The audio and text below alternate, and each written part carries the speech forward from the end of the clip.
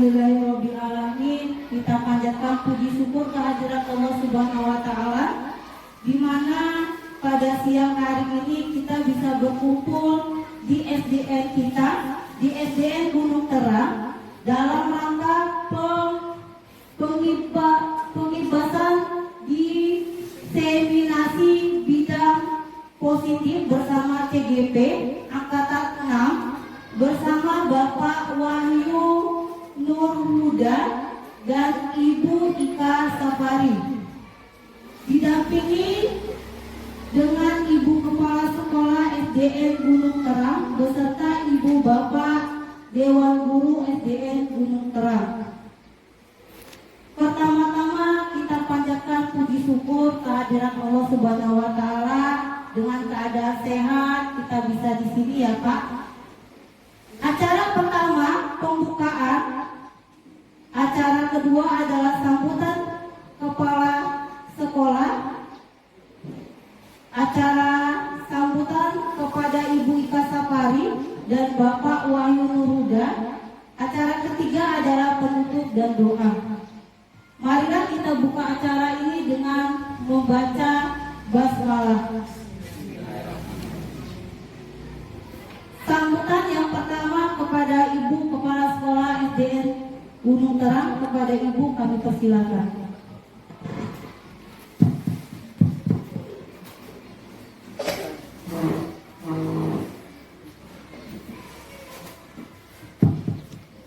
Assalamualaikum warahmatullahi wabarakatuh. Waalaikumsalam. Abi Pun. Ya Pun. Yang terhormat Bapak Ibu Guru SDN Gunung Terang dan yang saya banggakan Bapak Wahyu Huda SPD, Ibu Ika Safari SPD, yang mana pada hari ini akan menyampaikan diseminasi budaya positif.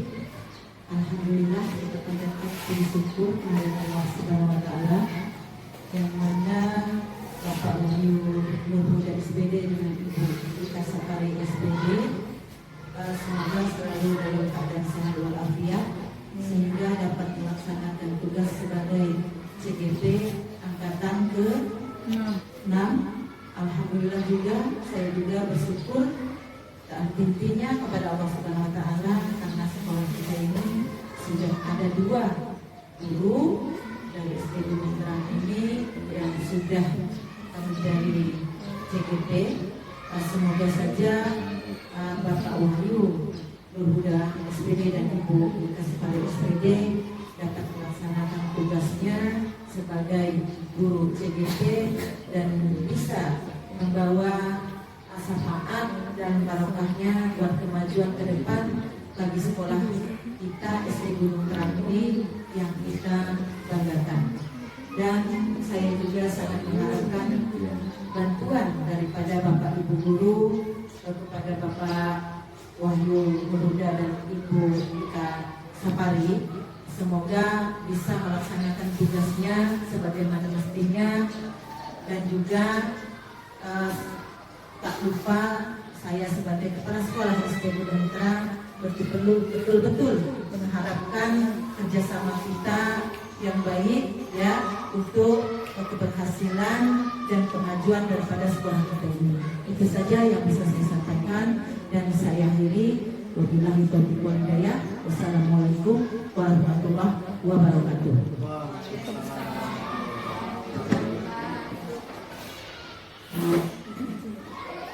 Acara yang kedua, penyampaian materi oleh Ibu Ika Safari SPD beserta Bapak Wahyu Nur Huda SPD. Kami persilakan.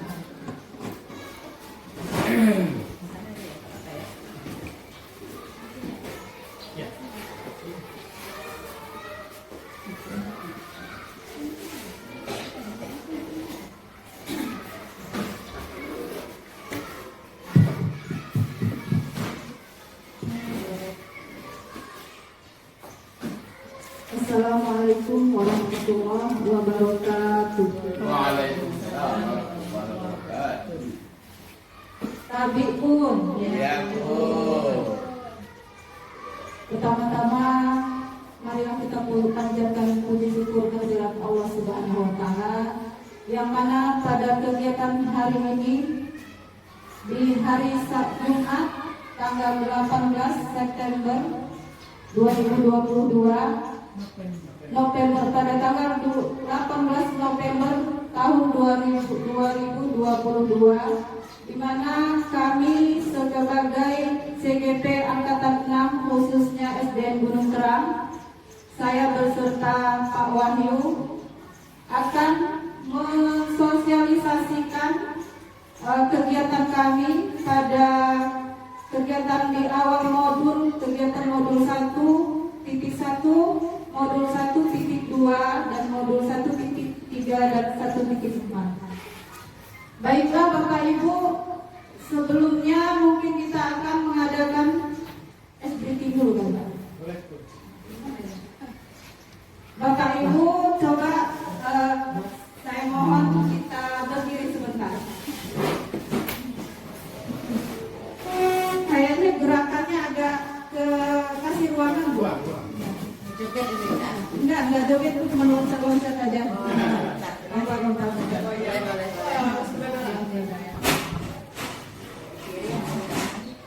Ini perintahnya seperti ini. Jika saya bilang A, itu lompat ke depan. Ya, Bu. A. Ya, Bu. Terus kalau B itu mundur ke belakang satu kali. Loncat, Bu. Loncat. Coba kita coba. A. Ibu ke belakang. A. B. A, B. A. Apa ke belakang? Yuk kita mulai. Sium, sium. Senyum kita mulai sendiri. A. B. A, B. Kita mulai lagi. B, B. Belakang. A, B. Ya, mungkin itu saja ya, mungkin itu saja SBK kita pemanasan di awal kegiatan. Semoga kita bisa rileks untuk mengikuti kegiatan kita selanjutnya. Bebek ke belakang, Pak bebek ke depan. Budaya positif SDN Gunung Terang. Budaya positif sebagai pendidik, Bapak Ibu, kita perlu ingat kembali tujuan pendidikan nasional yang telah dinyatakan dalam Undang-Undang Republik Indonesia Nomor 20 Tahun 2003 tentang Sistem Pendidikan Nasional Pasal 3, bahwa pendidikan diselenggarakan agar setiap individu dapat menjadi manusia yang beriman dan bertakwa kepada Tuhan Yang Maha Esa, berakhlak mulia, sehat, berilmu, cakap, kreatif, mandiri, dan menjadi warga negara yang demokratis dan bertanggung jawab. Sekarang berdasarkan pedoman itu, profil pelajar Pancasila diharapkan menjadi pegangan untuk para pendidik di ruang belajar yang lebih kecil. Profil ini tidak hanya dimiliki oleh murid berprestasi secara akademik atau murid yang menonjol dalam bakat lainnya. Profil pelajar Pancasila ini diharapkan dimiliki oleh seluruh murid kita di dalam kelas. Kaitannya dengan visi guru dengan pemikiran Ki Hajar Dewantara adalah pendidik wajib menerapkan konsep pemikiran dari Ki Hajar Dewantara dengan memberikan teladan hidup dan kehidupan, mendampingi anak dengan rasa menyenangkan, memberikan semangat untuk tumbuh dan berkembang sesuai kodrat alam dan zamannya, serta memberikan dukungan dan dorongan anak dengan kepercayaan dirinya menjemput kebahagiaan hidup. Terpenting yang harus dilakukan oleh seorang guru adalah menghormati dan memperlakukan anak dengan sebaik-baiknya sesuai kodratnya, melayani mereka dengan setulus hati, memberikan teladan, ingarso sungtulodo, membangun semangat, imadio mangun karso, dan memberikan dorongan, tungguri handayani, bagi tumbuh kembangnya anak. Menuntun mereka menjadi pribadi yang terampil, berakhlak mulia dan bijaksana, sehingga mereka akan mencapai kebahagiaan dan keselamatan. Dengan demikian, visi diri atau visi guru penggerak harus sejalan dengan pemikiran Ki Hajar Dewantara.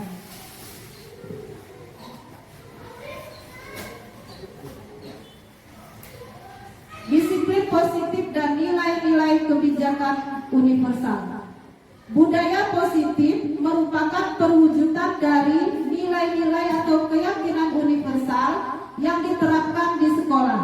Budaya positif diawali dengan perubahan paradigma tentang teori kontrol.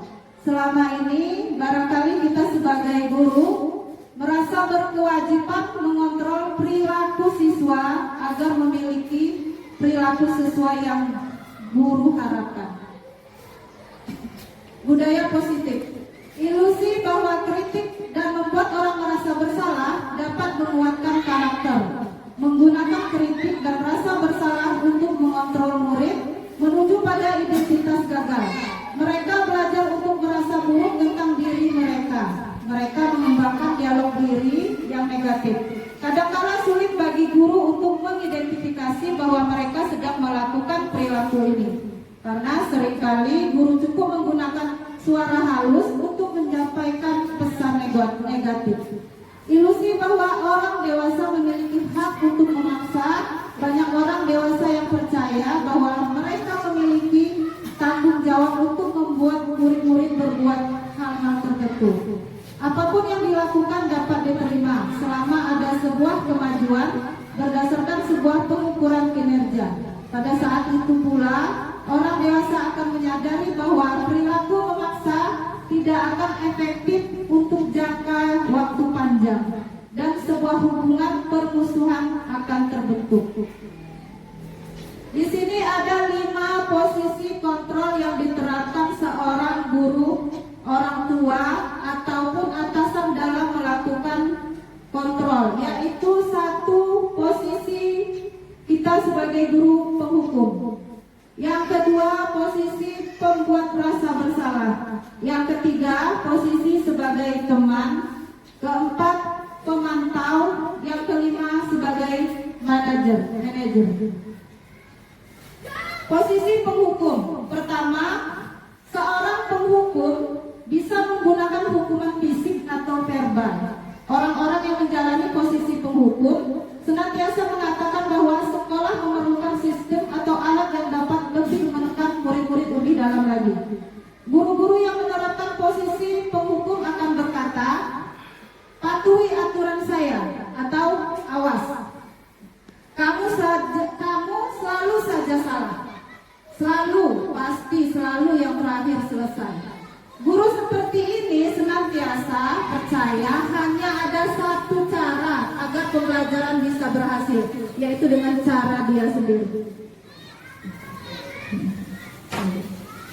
Ciri khas penghukum sebagai guru di posisi penghukum yang pertama tadi, yaitu pertama dengan suara nada yang tinggi, bahasa tubuh, mata melotot, dan jari menunjuk-nunjuk menghardik. Misalnya, terlambat lagi, pasti terlambat lagi, selalu datang terlambat. Kapan bisa datang tepat waktu? Konsekuensi logis dari akibat penerapan peran kontrol penghukum adalah kemungkinan murid akan marah dan dendam atau bersikap agresif. Bisa jadi sesudah kembali duduk, murid tersebut akan mencoret-coret bukunya atau meja tulisnya, bahkan yang lebih parah lagi. Itu sebagai posisi penghukum untuk guru.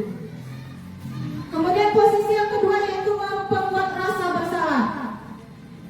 Pada posisi ini biasanya guru atau orang tua akan bersuara lebih lembut.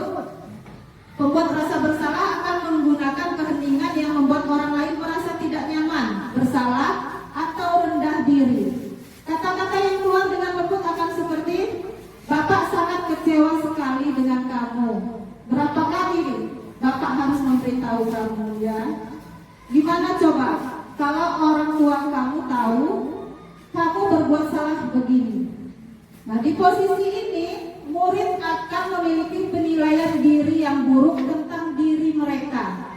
Murid merasa tidak berharga dan telah mengecewakan orang-orang yang disayanginya. Kemudian posisi yang ketiga,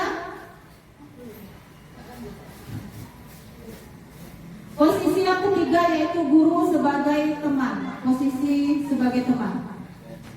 Guru pada posisi ini tidak akan menyakiti murid, namun akan tetap berupaya mengontrol murid melalui pendekatan persuasif. Posisi teman pada guru bisa berdampak negatif atau berdampak positif. Berdampak positif di sini berupa hubungan baik yang terjalin antara guru dan murid.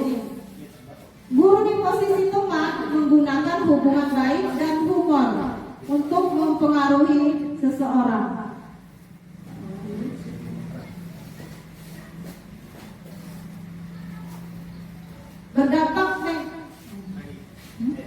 Berdampak negatif dari posisi kontrol teman adalah bila suatu saat guru tersebut tidak membantu, maka murid akan merasa kecewa. Ciri khas posisi kontrol teman adalah nada suara yang ramah, akrab, dan bercanda. Bahasa tubuh merapat pada murid, mata dan senyum jenaka. Konsekuensi logis dari penerapan posisi kontrol teman adalah murid akan merasa senang dan akrab dengan guru. Ini termasuk dampak yang positif, hanya saja di sisi negatif murid menjadi tergantung pada guru tersebut.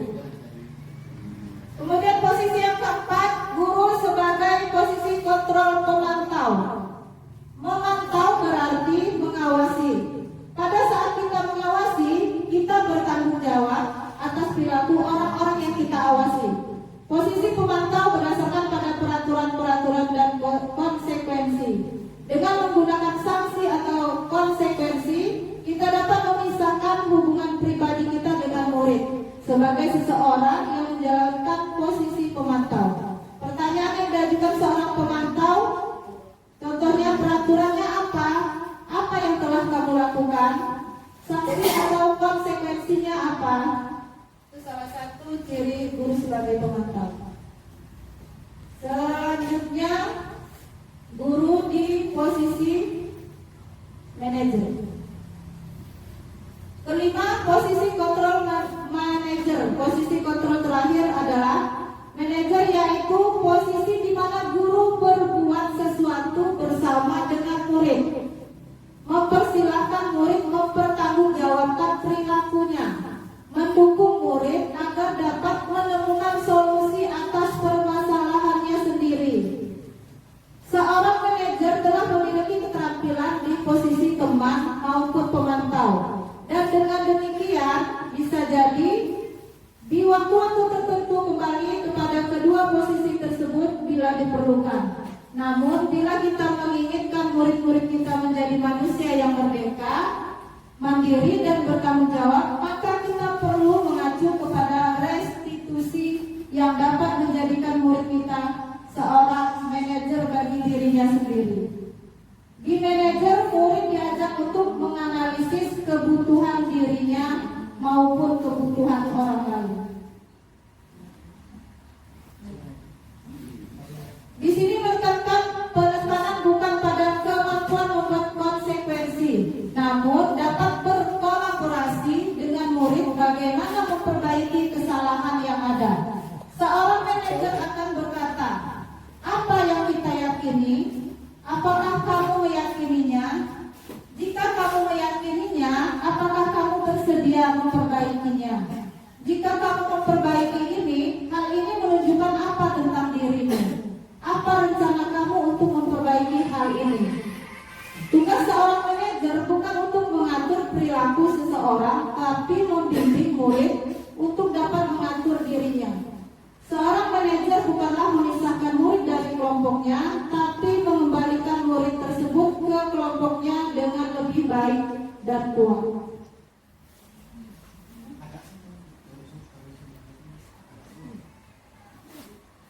Bapak Ibu, itulah tadi tentang posisi 5 posisi kontrol yang harus kita miliki sebagai guru. Yang pertama tadi kita ulang lagi, yaitu sebagai posisi penghukum. Guru sebagai posisi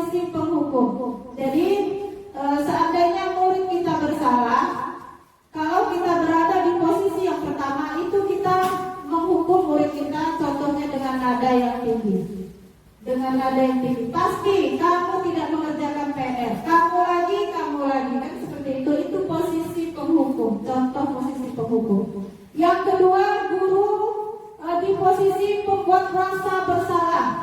Pembuat rasa bersalah. Di posisi yang kedua ini, mungkin nada kita agak diturunkan sedikit, agak dilembutkan sedikit. Contohnya, coba kamu pikir, kalau kamu melakukan kesalahan, apakah tidak kasihan dengan orang tuamu yang sudah memberikan biaya untukmu sekolah? Nah, di sini posisinya kita sebagai melakukan supaya murid merasa dirinya bersalah. Dia supaya mikir bahwa dirinya melakukan kesalahan tersebut dan dia merasa bersalah. Yang ketiga yaitu posisi sebagai kontrol teman. Di posisi ini kita sebagai guru memposisikan diri kita sebagai teman. Jadi posisi dengan teman sebagai teman kita bisa akrab, bercanda, kita bisa mendekati murid kita dengan senyum. Penerapan posisi kontrol pada teman, murid akan merasa senang dan akrab dengan guru. Tetapi di sini mungkin ada kelebihan atau kekurangannya. Kelebihannya kita bisa akrab atau rileks, murid tidak merasa takut, tapi mereka tetap menyegani segan terhadap kita sebagai gurunya. Kemudian negatifnya mereka merasa ketergantungan terhadap gurunya. Jadi kalau gurunya seandainya tidak ada, motivasi mereka akan turun karena mereka menganggap guru sebagai teman mereka.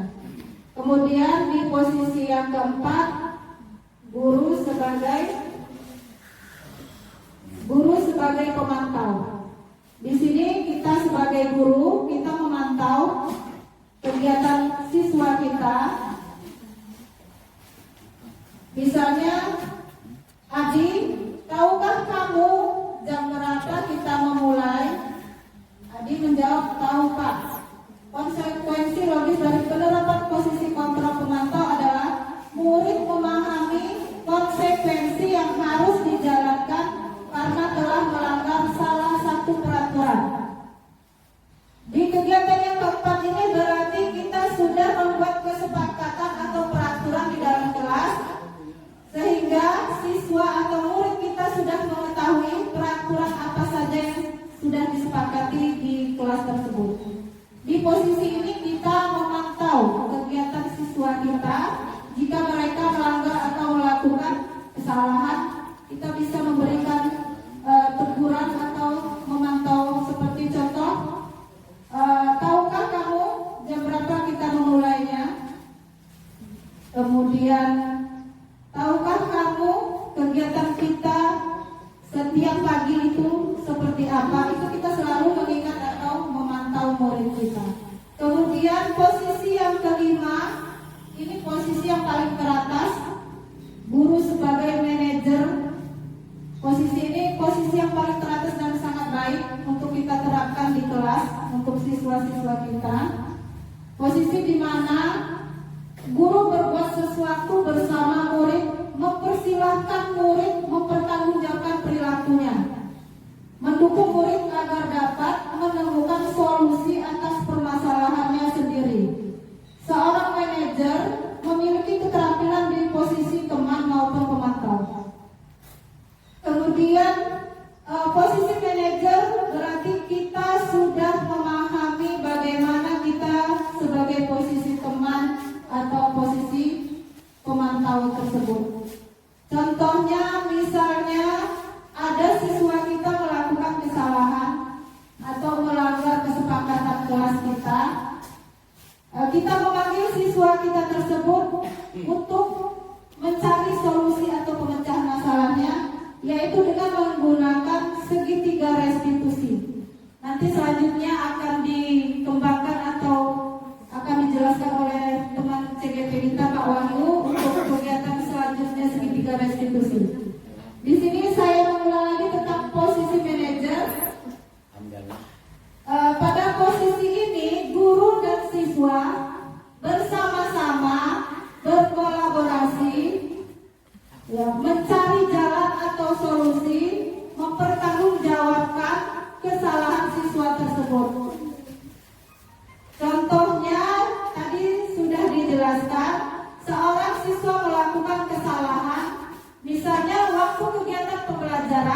siswa bermain asik sendiri di meja. Kemudian kita sedang mengajar atau sedang menjelaskan pembelajaran. Sebagai posisi guru kita sebagai manajer, kita tidak menggunakan posisi yang pertama yaitu sebagai penghukum. Misalnya, Andi, sedang apa? Kamu asik sendiri di meja. Silakan ke depan, maju. Itu posisi di bagian penghukum. Sedangkan kita menggunakan posisi manajer yaitu kita tegur secara lembut. Nanti di kegiatan akhir kita panggil siswa secara empat mata atau di ruangan khusus supaya tidak menjatuhkan mentalnya, tidak malu dengan teman-temannya. Kita ajak ngobrol, kita cari solusi permasalahannya sendiri, kita tanya secara pelan-pelan, dan siswa pun akan menceritakan. Kemudian kita lanjut kembali bagaimana solusi atau permasalahannya. Apakah dia tahu kesalahannya, bagaimana cara menyelesaikannya, selanjutnya langkah apa kegiatan siswa tersebut supaya tidak mengulanginya lagi. Nah, di langkah ini, di kegiatan yang kelima ini, posisi manajer ini sangat baik untuk kita terapkan bersama-sama. Kami pun sebagai CGP Angkatan 6 hanya ingin mengajak bersama-sama teman-teman rekan sejawat Bapak Ibu Dewan Guru SDN Gunung Terang bersama-sama berkolaborasi tentang kegiatan guru sebagai pengajar di sekolah khususnya SDN Gunung Terang. Kita saling mendukung antara teman, kepala sekolah dan seluruh warga sekolah, karena kami bukannya merasa sebagai CGP itu lebih baik dari yang lain, tidak, karena sama saja. Ilmu yang kami dapat baru sedikit, mungkin baru ada di modul 1, tetapi kami ingin membagikan kepada teman-teman rekan sejawat bahwa inilah yang sudah kami dapat selama berapa bulan ini. Mari kita bersama-sama mencoba atau menerapkannya, saling membantu. Jika ada yang kesulitan untuk melaksanakan, saling bertanya. Kami pun sama saja ya Bapak Ibu, masih banyak kekurangan, masih banyak sisi kurang atau negatifnya mungkin dari teman-teman sekalian. Tetapi inilah gunanya berkolaborasi antara satu guru dengan guru yang lainnya. Jika ada permasalahan, marilah kita pecahkan bersama, kita saling merangkul kegiatan CGP kita. Insya Allah Bapak Ibu yang lainnya mengikuti kegiatan CGP selanjutnya. Ya, mungkin ini saja yang bisa saya sampaikan tentang budaya positif. Selanjutnya akan dijelaskan tentang segitiga restitusi atau yang lainnya kepada Bapak Wahyu Nur Huda. Kami persilakan. Saya akhiri. Wabillahi taufiq wal hidayah. Wassalamualaikum warahmatullahi wabarakatuh.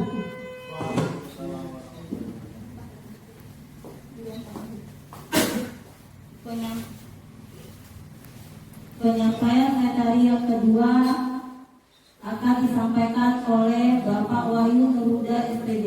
Kepada Bapak kami persilakan.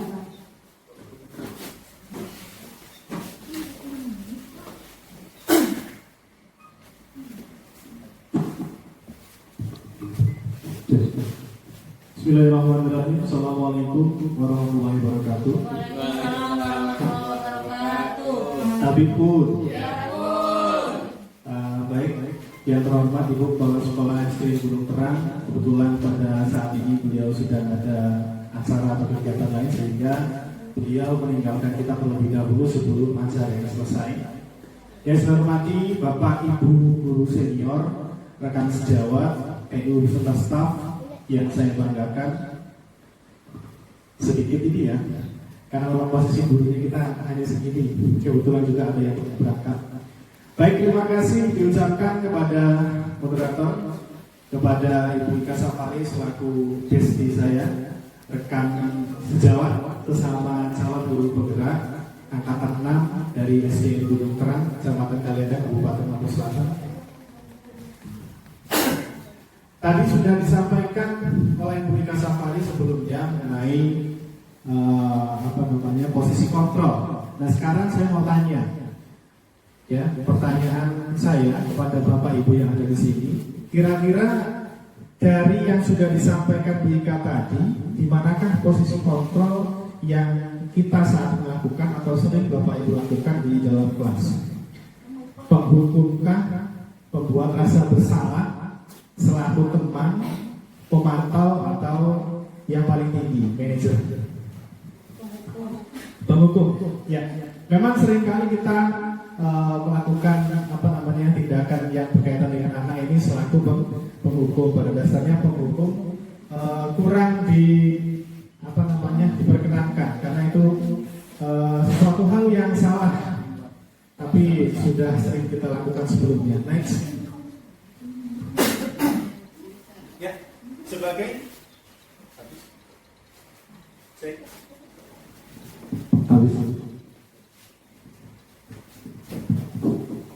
sebagai guru, untuk mewujudkan disiplin positif yang berpihak kepada murid, maka kita diharapkan mampu menjalankan posisi kontrol sebagai seorang manajer, di mana guru berbuat sesuatu bersama dengan murid, kemudian mempersilahkan murid mempertanggungjawabkan perilakunya atas apa yang sudah ia lakukan, kemudian mendukung murid agar dapat menemukan solusi atas permasalahannya sendiri. Nah, ini berkaitan dengan penerapan segitiga restitusi. Murid kita ajar untuk menganalisis kebutuhan dirinya maupun kebutuhan orang lain. Di sini penekanan bukan pada kemampuan membuat konsekuensi, bukan pada kemampuan membuat, namun dapat berkolaborasi dengan murid bagaimana memperbaiki kesalahan yang ada atas problematika yang sedang terjadi. Lalu bagaimana kita sebagai orang tua atau guru dapat melakukan posisi kontrol tersebut? Maka kita harus paham akan hakikat kebutuhan dasar manusia. Jadi manusia itu memiliki 5 kebutuhan dasar, baik itu Bapak Ibu guru maupun peserta didik yang ada di sekolah kita. Yang pertama yaitu kebutuhan bertahan hidup.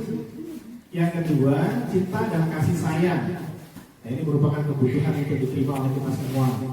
Kemudian penguasaan, yaitu kebutuhan pengakuan atas kemampuan. Kemudian yang keempat ada kebebasan, kebutuhan akan pilihan yang sesuai dengan yang kita harapkan. Yang terakhir yaitu kesenangan, kebutuhan untuk merasa senang. Ini memang kita perlu ya. Ini merupakan 5 kebutuhan dasar manusia. Dengan memahami konsep 5 kebutuhan dasar, kita dapat mengarahkan murid untuk mencari cara positif untuk memenuhi kebutuhan dasar mereka. Kita dapat membimbing murid menemukan solusi atas permasalahannya sendiri. Karena ketika seorang murid melakukan suatu perbuatan yang bertentangan dengan nilai-nilai kebijakan atau melanggar peraturan, hal itu sebenarnya dikarenakan mereka gagal memenuhi kebutuhan dasar mereka, 5 kebutuhan dasar yang sudah disampaikan sebelumnya. Next. Baik, selanjutnya yaitu makna dari disiplin. Kebanyakan orang menghubungkan kata disiplin dengan tata tertib, teratur, kepatuhan pada peraturan, kemudian hukuman. Padahal itu sesungguhnya berbeda. Karena belajar tentang disiplin positif itu tidak harus dengan memberi sebuah hukuman. Justru itu adalah salah satu alternatif terakhir dan bila perlu tidak digunakan sama sekali untuk sebagai penghukum, gitu ya, sebagai bentuk makna dari disiplin. Kemudian menurut beliau Ki Hajar Dewantara, di mana beliau merupakan bapak pendidikan kita, menyatakan bahwa di mana ada kemerdekaan, disitulah harus ada disiplin yang kuat. Sungguh pun disiplin itu bersifat self-disiplin, yaitu kita sendiri yang mewajibkan kita dengan sekeras-kerasnya. Tetapi itu juga sama. Sebab jikalau kita tidak cakap melalui self-disiplin, wajiblah pengusaha lain mendisiplinkan kita ya sebagai. Selanjutnya sebagai pendidik, tujuan kita adalah menciptakan anak-anak yang memiliki disiplin diri, sehingga mereka bisa berperilaku dengan mengacu pada nilai-nilai kewajiban universal dan memiliki motivasi intrinsik bukan ekstrinsik.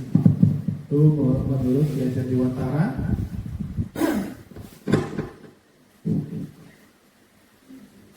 Ya, dari dua pendapat yang telah dikemukakan di awal dapat disimpulkan bahwa murid yang memiliki disiplin positif akan memiliki motivasi internal yang tinggi dalam menguasai diri untuk melakukan tindakan atau sesuatu hal yang bersifat kebijakan universal. Sebagai pendidik, tugasnya adalah membimbing siswa. Kemudian motivasi perilaku manusia adalah proses yang menjelaskan intensitas, arah, dan ketentuan seorang individu untuk mencapai tujuannya. 3 elemen utama definisi ini diantaranya adalah intensitas, arah, dan ketentuan menurut Wikipedia. Kemudian, menurut Dain Gosen dalam bukunya Restructuring School Discipline, mohon maaf saya kalau berbicara bahasa Inggris memang sedikit kurang fasih, menyatakan ada 3 alasan motivasi perilaku manusia, yaitu yang pertama, menghindari ketidaknyamanan atau hukuman. Yang kedua, untuk mendapatkan imbalan atau penghargaan dari orang lain. Dan yang terakhir, untuk menjadi orang yang mereka inginkan dan menghargai dirinya sendiri dengan nilai-nilai yang mereka percaya.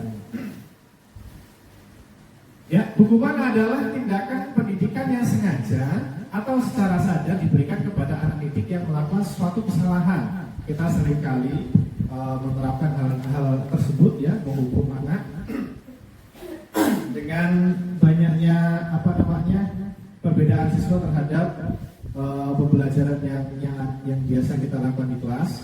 Namun seringkali atau acap kali kita memberikan hukuman. Pada dasarnya peserta didik itu memiliki karakteristik yang berbeda. Kadang kita tidak memahaminya. Kebetulan ini sudah mulai di modul 2.1 ada pembelajaran berdiferensiasi, ya, Bu, kan, sesuai dengan kebutuhan murid.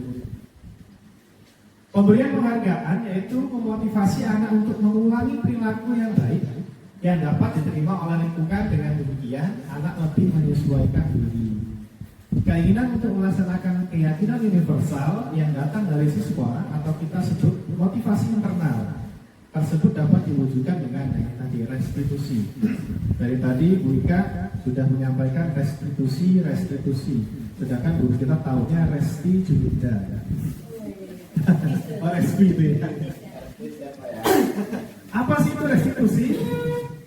Restitusi adalah upaya mendisiplinkan siswa, tapi dengan cara siswa sendiri yang menyelesaikan masalahnya dan membuat mereka bertindak sesuai dengan keinginan ideal yang didasarkan pada keyakinan kelas. Nanti juga kita diharapkan untuk bisa membuat keyakinan kelas pada setiap kelasnya. Ya, ada 7 kelas ya, saya Gunung Terang. Mudah-mudahan setelah kegiatan diseminasi ini tadi, kita semua dapat menerapkan keyakinan kelas, kemudian segitiga restitusi ini ke dalam kelas kita masing-masing, sehingga apa yang disampaikan pada saat hari ini dapat bermanfaat bagi kita semua.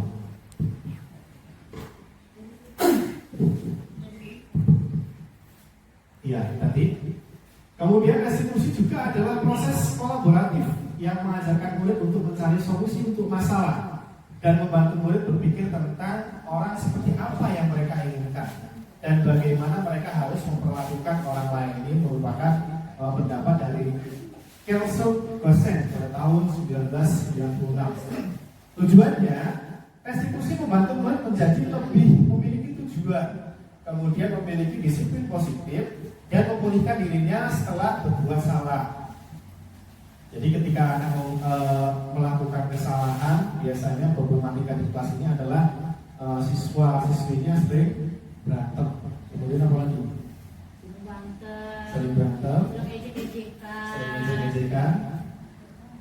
Biasanya apa? Ada beberapa yang tidak melaksanakan PR kelas, tidak mengerjakan PR, tugas diabaikan. Ya, kayak guru ya gajinya kecil, tugasnya besar. Ya, itu salah satunya. Kemudian ada juga ketika kedisiplinan pada saat melaksanakan upacara yang setiap kali dilakukan pada hari Senin, itu banyak sekali siswa-siswi kita yang tidak mengenakan seragam atau atribut secara lengkap.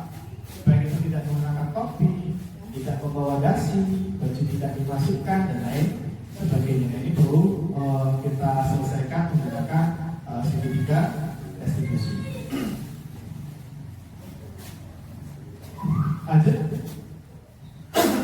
Nah, kemudian bagaimana cara melakukan restitusi? Menurut Dain Gosen dalam bukunya Restitution 2001, ini telah merancang sebuah tahapan untuk memudahkan para guru dan orang tua dalam melakukan proses untuk menyiapkan anaknya untuk melakukan restitusi, yaitu pertama segitiga restitusi. Segitiga restitusi itu adalah yang pertama menstabilkan identitas terhadap problematika atau permasalahan yang sedang terjadi atau dialami baik itu siswa dan diselesaikan dengan guru. Diselesaikannya dalam artian guru hanya membantu memotivasi atau bermedia gitu. Tetap anaknya lagi yang akan menyelesaikan masalahnya terhadap problem yang sedang terjadi atau dia alami. Jadi ditanyakan mengenai identitas apa sih sebenarnya problematika atau masalah yang sedang dihadapi. Kemudian yang kedua, validasi tindakan yang salah. Setelah kita tahu kejadian, problem atau permasalahan yang terjadi, maka kita validasi tindakan yang salah. Jadi yang namanya problematika itu kan ada dua sisi, ya. Kalau istilah ini ada pelaku, ada korban. Tapi kita tidak bisa mengetahuinya kalau kita belum ini tadi memvalidasi tindakan yang salah. Bisa jadi keduanya juga memiliki tindakan yang salah. Setelah kita tahu perkaranya atau identitasnya, kemudian kita validasi tindakan yang salah, baik itu si pelaku ataupun korban. Kemudian disampaikan untuk mereka berdua itu bisa menyelesaikan masalahnya. Nah, setelah itu kemudian menanyakan keyakinan atas tindakan yang sudah dilakukan. Lanjut. Iya, ini gambar segitiga restitusi. Dari tadi disampaikan segitiga restitusi dan lain sebagainya. Yang pertama itu tadi sudah dijelaskan, menstabilkan identitas. Kemudian setelah itu kita memvalidasi tindakan yang salah, dan selanjutnya menanyakan keyakinan. Nah, ini salah satunya. Kamu tentu punya alasan mengapa kamu melakukan itu. Ya?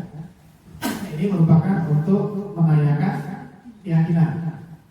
Kemudian, adakah cara yang lebih efektif untuk mendapatkan apa yang kamu inginkan? Tidak dengan berantem, tidak dengan saling menyalahkan dan lain sebagainya. Kemudian, validasi tindakan yang salah. Setiap orang pasti pernah melakukan kesalahan. Oleh karena itu, bla bla bla dan sebagainya. Itu merupakan validasi tindakan yang salah. Kemudian, kamu bukan satu-satunya yang melakukan ini. Kamu ingin menjadi orang yang seperti apa sebenarnya? Itu seringkali kita sampaikan kepada siswa dan siswi kita. Nah, ini perlunya keyakinan kelas apa yang telah kita sepakati. Jadi segitiga restitusi ini dapat diterapkan apabila kita sebelumnya sudah membuat yang namanya keyakinan kelas. Nanti mungkin Bapak Ibu ada pertanyaan, kok keyakinan kelas bukan peraturan kelas? Nanti ada. Ya. Kenapa kok disebut sebagai keyakinan kelas? Lanjut.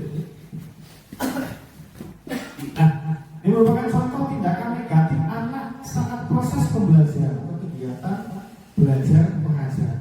Nah, silakan Bapak Ibu kira-kira pada saat kegiatan belajar mengajar itu apa saja yang sering terjadi atau yang sering dialami?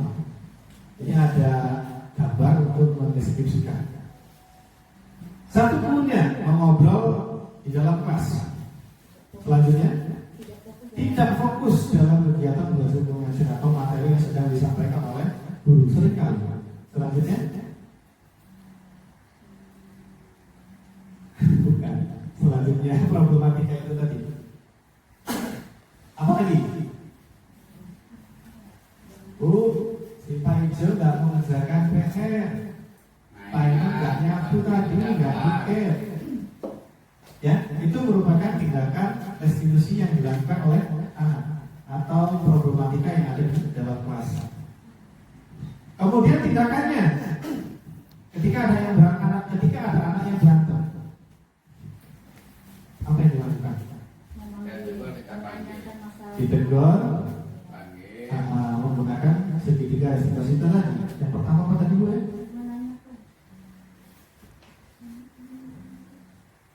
Apa tadi yang pertama? Menstabilkan identitas atau menanyakan sebenarnya apa yang terjadi. Permasalahan itu apa? Permasalahan anak ini bisa berantem.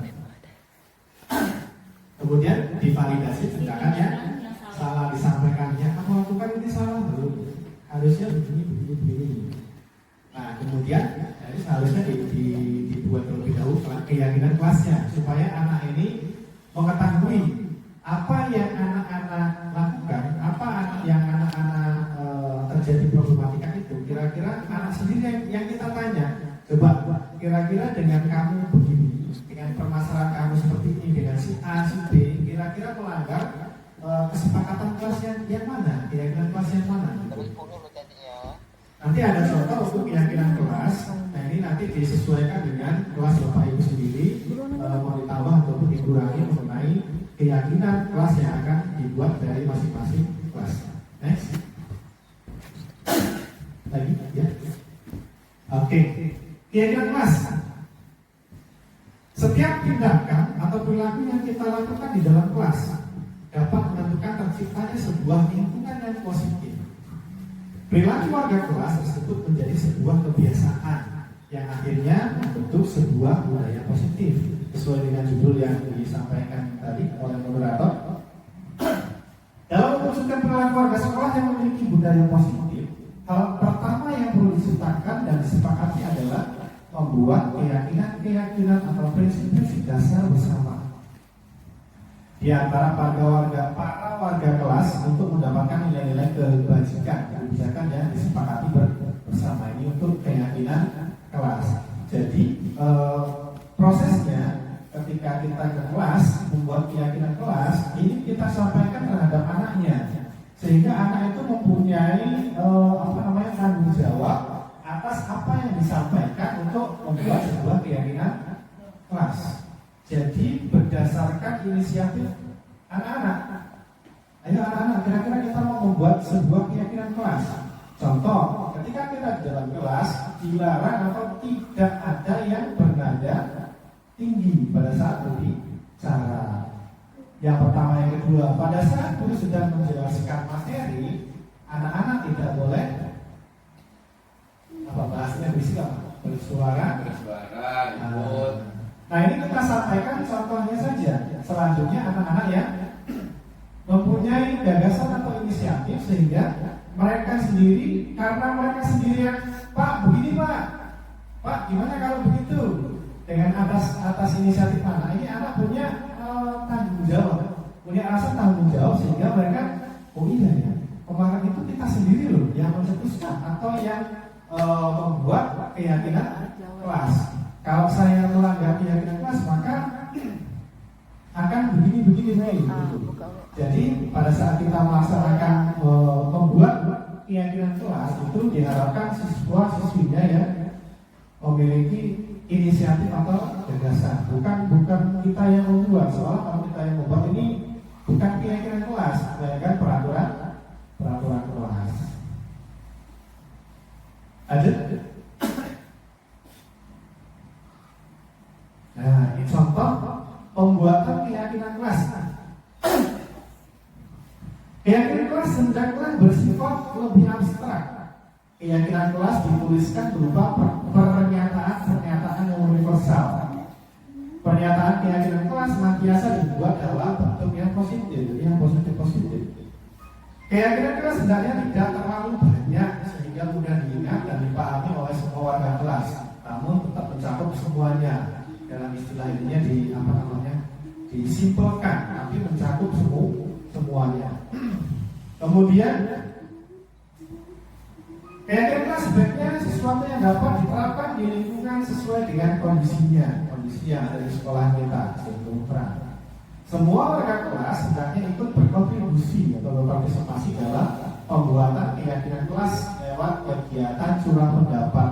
Dan tadi untuk membuat keyakinan kelas ini kita berikan sepenuhnya terhadap anak-anak.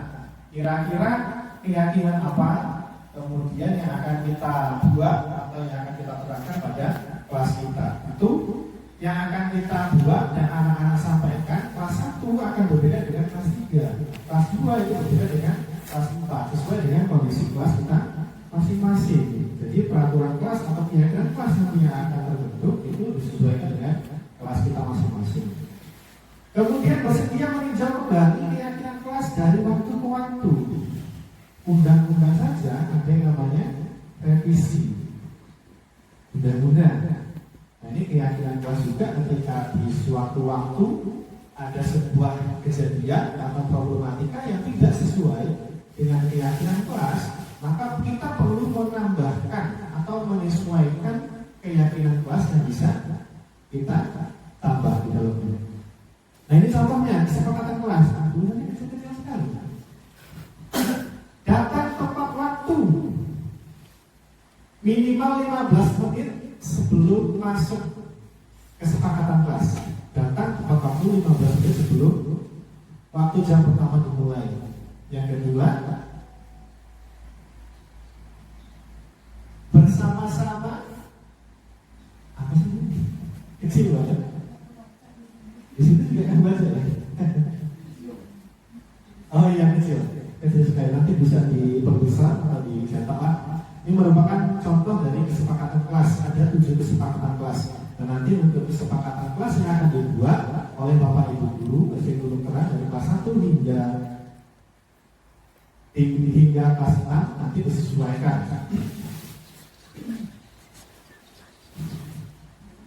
Pembuatan keyakinan kelas, mana dia? Lanjut. Hal-hal yang menarik dan di luar dugaan, yaitu adanya korelasi atau hubungan antara pemenuhan kebutuhan dasar manusia dengan pembentukan disiplin positif melalui nilai-nilai kebajikan yang diyakini untuk di kelasnya. Next. Lanjut. Ya, berapa menit? Boleh? Bisa lagi. Tindakan budaya positif yang diharapkan. Hal-hal lain yang penting untuk dipelajari dalam proses menciptakan budaya positif baik di lingkungan kelas maupun sekolah adalah bagaimana menciptakan kerjasama yang baik antar guru, murid, rekan sejawat, pemangku kepentingan dan orang tua, sehingga budaya positif ini dapat berlangsung secara berkelanjutan. Jadi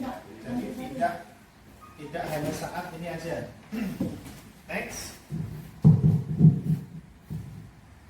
Tindakan budaya positif yang diharapkan, yakni menciptakan kerjasama yang baik antara rekan sejawat, bapak ibu gurunya, baik itu siswanya, tentang penanaman nilai-nilai religi yang diaplikasikan dengan pembacaan doa awal. Nah, ini pada saat awal pembelajaran, sehingga kita bisa berkelanjutan, ya, jangan pada saat gurunya belum ada, berarti tidak berdoa. Next. Lanjut aja. Next. Nah, ya, ini contohnya penerapan budaya positif. Piket bersama-sama di kelas, ya, baik itu piket kelas, kantor, halaman dan sebagainya. Nah, ini sering kali kita temukan, ya, problematika. Kemarin saya mengambil contoh penerapan segitiga restitusi ini. Ada satu anak yang dia tidak mau piket di kelas di beberapa waktu, bukan hanya pada saat hari itu saja. Melainkan beberapa kali dia tidak piket kelas. Setelah saya tanyakan kenapa, ternyata anak ini seringkali dia merasa diberikan tugas yang lebih berat. Maksudnya dia piket sendiri, teman-temannya belum datang dan lain sebagainya, sehingga dia merasa iri. Yang piket saya terus gitu ya. Yang lainnya belum piket, sehingga di beberapa waktu anak ini nggak mau lagi piket. Tapi alhamdulillah bisa terselesaikan dengan penerapan segitiga restitusi.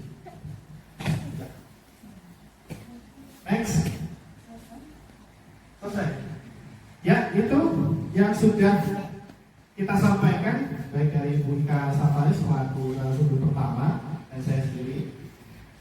Kedepannya kita ada harapan, yakni sama-sama membuat keyakinan kelas sesuai dengan kebutuhan kelas kita masing-masing. Seperti yang tadi saya sampaikan, keyakinan kelas 1 dengan keyakinan kelas 6 tentu berbeda, jadi menyesuaikan kelas masing-masing. Tadi disampaikan tidak lagi serta merta ketika ada problematika anak di kelas itu kita langsung menjudge siswa atau menerapkan posisi kita selaku penghukum. Tapi yang terbaik di antara 5 posisi kontrol itu adalah sebagai manajer, dan tak lupa ada juga posisi sebagai teman sehingga membuat anak itu nyaman dengan kita. Terima kasih atas waktunya. Mohon maaf apabila terdapat banyak kesalahan, berhasil saya mohon ampun. Saya Heri, billahi taufiq wal hidayah. Assalamualaikum warahmatullahi wabarakatuh.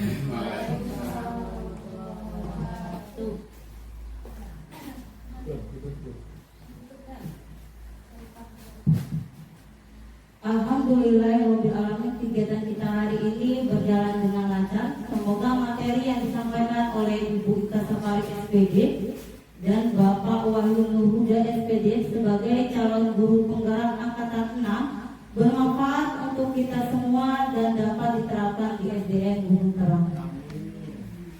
Acara selanjutnya yaitu doa. Marilah Bapak Ibu Dewan Guru, sejenak kita menundukkan kepala berdoa menurut agama dan kepercayaan masing-masing. Berdoa dimulai. Selesai. Acara yang terakhir yaitu penutup. Marilah kita tutup acara ini dengan membaca hamdalah. Saya akhiri, billahi taufiq wal hidayah. Wassalamualaikum warahmatullahi wabarakatuh.